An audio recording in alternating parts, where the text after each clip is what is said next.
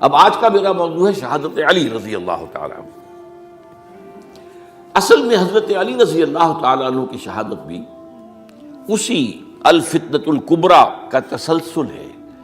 وہ جو عبداللہ ابن سبا کا پیدا کردہ عظیم ترین فتنہ تھا، اسی کا ایک نتیجہ حضرت علی کی شہادت بھی ہے، لیکن وہ بات ذرا تفصیل سے سمجھنی ہوگی۔ اور اس کے لیے میں ممنون احسان ہوں، حال ہی میں ایک کتاب چھپی ہے، ڈاکٹر سید رضوان علی ندوی، وہ محقق ہیں تاریخ کے، انہوں نے بڑی تاریخی تحقیق کے بعد جو باتیں بیان کی ہیں وہ میں آپ کے سامنے رکھ رہا ہوں۔ عرب میں جنوب مغرب کی کونے میں، جہاں یہ یمن بھی آباد ہے، اس کے اوپر نجران ہے، اسی علاقے میں یمامہ کا علاقہ کہلاتا ہے۔ یہاں ایک قبیلہ آباد تھا، بنو تمیم۔ یہ جو لوگ تھے بڑے کرخت مزاج، جنگجو، اکھڑ، ضدی، اور جس بات کو ایک دفعہ مان لے اس پر اڑ جانے والے اور مر مٹنے والے۔ یہیں سے فتنہ پہلا اٹھا تھا، سب سے بڑا جو نئے جھوٹے نبی کھڑے ہوئے تھے ان میں سب سے بڑا تو مسیلمہ کذاب تھا، یہی تو علاقہ تھا۔ اور اس کے خلاف اس فتنے کی سرکوبی میں کتنے صحابہ، 1200 صحابہ ایک جنگ کے اندر شہید ہوئے، جن میں 500 جو ہیں وہ حفاظ تھے رضی اللہ تعالیٰ عنہ اجمعین۔ تو یہ لوگ جو یہ تھے بڑے زوردار تھے۔ اس قبیلے کے بارے میں حضرت عمر رضی اللہ تعالیٰ عنہ نے ایک بڑی عجیب حکمت عملی اختیار کی۔ ان کو وہاں سے اکھاڑ کر اور ایران کی سرحدوں پر آباد کر دیا، اب جہاں پر جہاد ہو رہا تھا، تاکہ ان کے اندر جو یہ جنگجوئی ہے یہ اب اس مقصد کے لیے استعمال ہو، اب وہ دارالاسلام کی توسیع کے مقصد کے لیے استعمال ہو، اور وہ ہوئی۔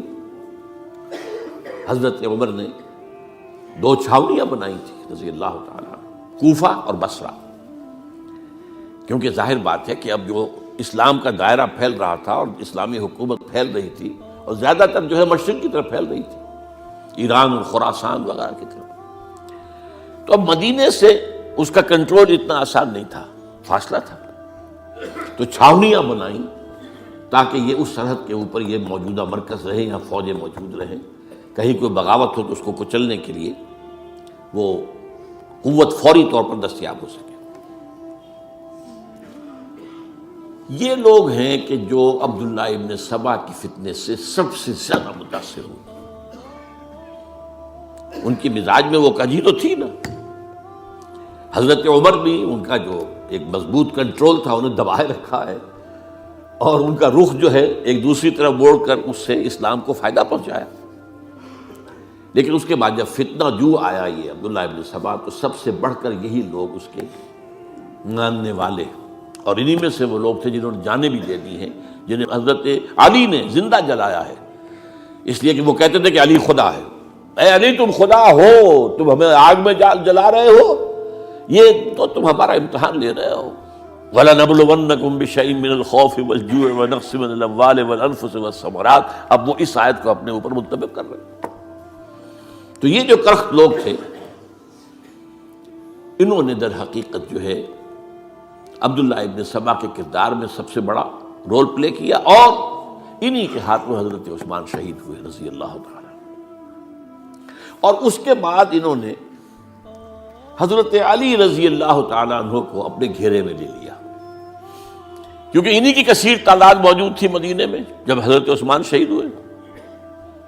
اس کے بعد اب ظاہر بات ہے کہ کوئی نہ کوئی تو خلیفہ ہونا چاہیے تھا۔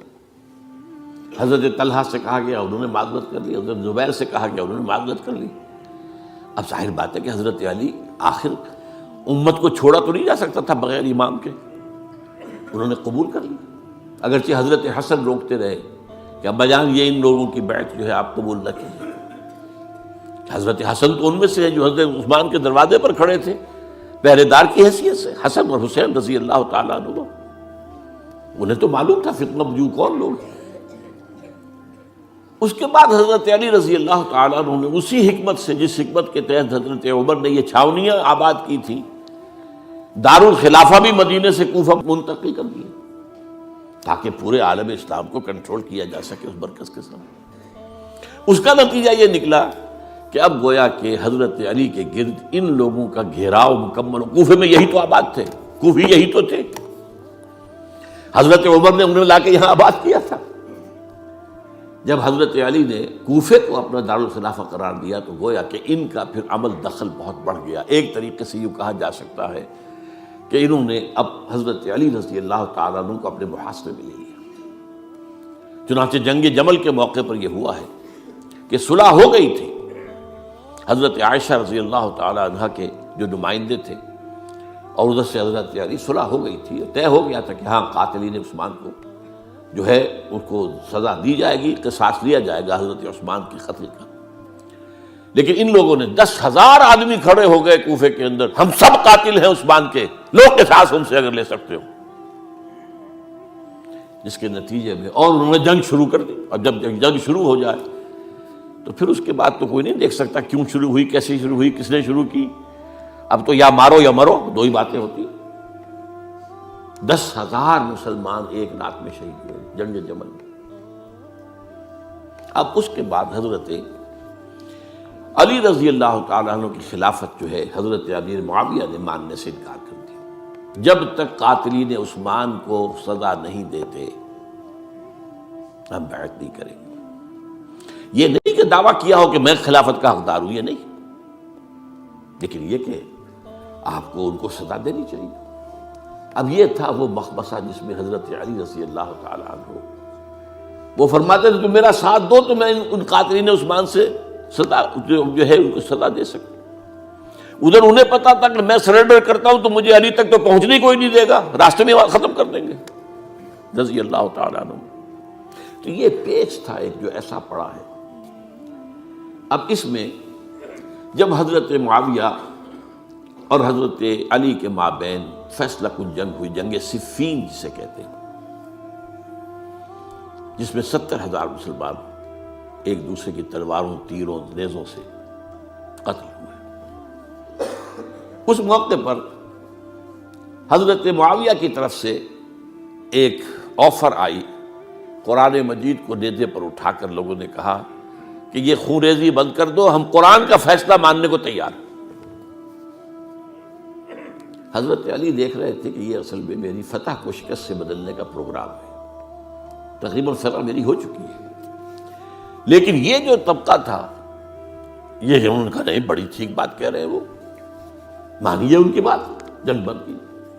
انہوں نے ہی یہی لوگ تھے جنہوں نے مجبور کیا حضرت علی کو کہ وہ تحکیم پر رضامند ہو جائے۔ اس کے بعد تحکیم میں جو معاملہ ہوا، حضرت علی حضرت عبداللہ ابن عباس کو اپنی طرف سے حکم بنانا چاہتے تھے، یہ اڑ گئے نہیں۔ یہ اڑ جانے والے لوگ، اور یہی اصل قوت تھے، وہاں ساری طاقت تو انہیں کی تھی۔ تو انہوں نے ابو موسیٰ اشعری کو اپنی طرف سے مقرر، وہ بہت نرم خو آدمی تھے، انہیں بناؤ۔ بہرحال جو بھی بات طے ہوئی، اب تاریخ کی روایتوں میں اختلاف ہو سکتا ہے، کہا یہ جاتا ہے کہ طے تو یہ ہوا تھا حکمین کے مابین، ادھر سے ابو موسیٰ اشعری، ادھر سے عمرو بن العاص رضی اللہ تعالی عنہما، کہ آپ اپنے جو کلائنٹ ہیں حضرت علی آپ انہیں معزول کر دیجئے، میں معاویہ کو معزول کر دیتا ہوں، پھر جو ہے مسلمان فیصلہ کر لیں کسی اور کی عبادت۔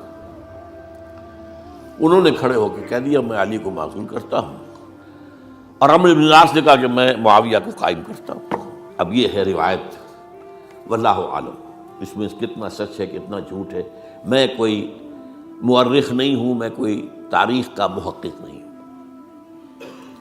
اس کے بعد جو ہے اب یہ لوگ انہوں نے کہا کہ مانیے تحکیم کو، اور جب انہوں نے حضرت علی نے اس تحکیم کے فیصلے کو ماننے سے انکار کیا تو باغی ہو گئے، حضرت علی کو کافر قرار دیا، اور جا کر ایک جگہ پر حرورہ ایک جگہ تھی وہاں پر جا کے جمع ہو گئے، جتھا بندی کی، بہت بڑی طاقت پر وہاں کری۔ انہوں نے طے کیا کہ علی بھی کافر ہو گیا، معاویہ بھی کافر ہو گیا، عمرو بن العاص بھی کافر ہو گئے، سب کافر ہیں۔ حضرت علی کی طرف سے ایک گئے سفیر ان سے بات کرنے کے لیے، تو انہوں نے کہا تم ہی نے تو کہا تھا کہ تحکیم کو تسلیم کرو، کہ ہاں ہم نے گناہ کیا تھا، کفر کیا تھا، ہم توبہ کی ہم نے. اگر علی بھی مان لے کہ میں نے مان کر کفر کیا تھا اب میں توبہ کرتا ہوں تو ہم ان کی بات مان لیں گے. اب حضرت علی اس طرح کا جھوٹ کیسے بولتے؟ انہوں نے تو کوئی کفر نہیں کیا تھا. بہرحال انہوں نے پھر بھی نرمی برتی کہ دیکھو اگر تم کوئی خونریزی نہیں کرو گے، فساد نہیں مچاؤ گے تو میں تمہیں کچھ نہیں کہوں گا. لیکن وہ اپنی ان شرارتوں سے بعد نہیں آئے. تو پھر تیسری جو بڑی جنگ ہوئی ہے ان جنگوں میں، جنگ نہروان کہلاتی ہے، حضرت علی کی جنگ خوارج کے ساتھ، جس میں 4000 خارجی جو ہیں وہ قتل ہوئے. اور یہ بات اب آپ نوٹ کر لیجئے کہ یہ لوگ جیسا کہ اکھڑ بھی تھے لیکن اپنی بات پر ڈٹ جانے والے تھے، لیکن ساتھ ہی دیندار بھی تھے، نمازی اور روزہ دار بھی تھے. یہ اس طرح کے لوگ نہیں تھے کہ جو فاسق اور فاجر ہو. بس یہ مزاج کا ایک ہے، جس بات دل میں بیٹھ گئی اڑ گئے. تو یہ اصل میں انہوں نے پھر فیصلہ کیا کہ اور تو ہمارے بس میں اب کچھ نہیں ہے، ان تینوں کو قتل کر دیا جائے، علی کو بھی اور معاویہ کو بھی اور عمرو بن العاص کو بھی. تو ایک جگہ ان کی سازش ہوئی، 3 آدمی معین ہو گئے، ایک ہی وقت کا طے فیصلہ ہو گیا، فلاں تاریخ کو فجر کے وقت تم جاؤ، وہ تم کوفے کی جامع مسجد میں جب علی نماز جماعت کرا رہے ہو خنجر مارو انہیں. اور یہ اس کا نام ابن ملجم تھا، خارجی. یہ وہی لوگ بنو تمیم کے لوگ. دوسرا جو تھا وہ دمشق میں حضرت معاویہ کو قتل کرنے شہید کرنے کے لیے پہنچ گیا. تیسرا مصر پہنچ گیا حضرت عمرو بن العاص کو. اب یہ بات اللہ کی طرف سے ہے، یہ تو اس کی مشیت ہے، اس کا فیصلہ ہے. حضرت علی پر وار کارگر ہوا، آپ شہید ہو گئے. حضرت معاویہ پر وہ وار ذرا اوچھا پڑا، زخمی تو ہوئے لیکن آپ کی جان بچ گئی. عمرو بن العاص اس روز مسجد میں کسی معذوری کی وجہ سے، عذر کی وجہ سے فجر میں آئی نہیں سکی، لہذا حضرت علی کی شہادت ہو گئی. اب یہ ہے اصل پس منظر، کن لوگوں نے کیا شہید اصل میں وہ سمجھ لینے کی بات ہے. یہ خوارج نے شہید کیا، لیکن خوارج کا فتنہ سبائی فتنے ہی کا آف شوٹ ہے، اسی کے ذیل میں ہے، اسی کی ایک شاخ ہے، اسی کا ایک نتیجہ ہے. یہ خوارج جو ہے بعد میں بھی ان کی مسلسل جو ہے وہ جنگیں رہی ہیں. بہرحال اس صورتحال کو یہ سمجھ لیجئے کہ یہ خلفائے ثلاثہ رضی اللہ تعالی عنہ، حضرت عمر شہید، عثمان شہید، علی شہید. عجیب بات ہے کہ تینوں کا نام عین سے شروع ہوتا ہے، عمر عین سے، عثمان عین سے، علی عین سے. تینوں شہید ہوئے ہیں. لیکن یہ کہ یہ ہے تاریخی پس منظر.